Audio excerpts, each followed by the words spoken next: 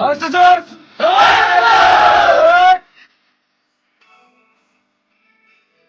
Finish.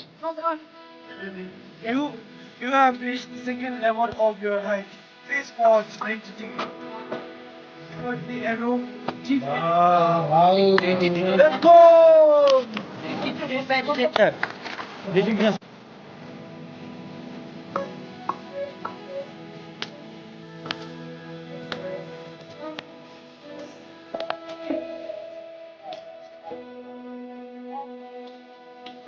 Yeah.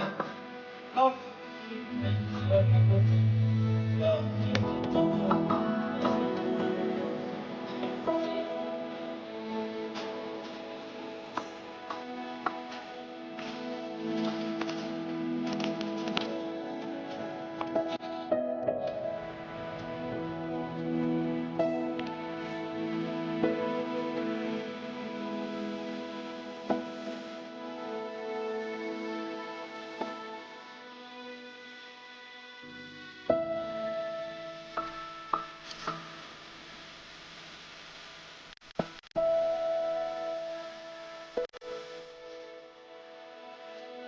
Show me how what?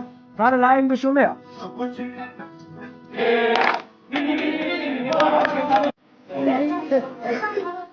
Straight up. Hold on, chill, chill. Take that one. Back to the top. Back to the top. Back on the side. She gave it. That there.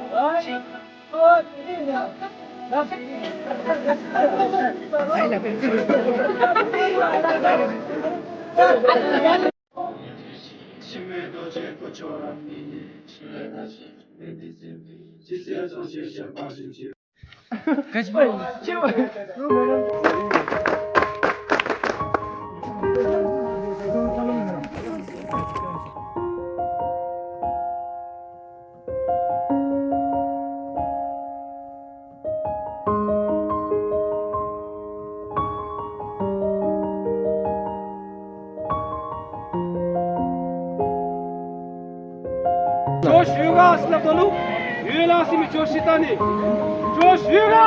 Yeah! Alright, love nothing the Hanaga Shime. Yuga!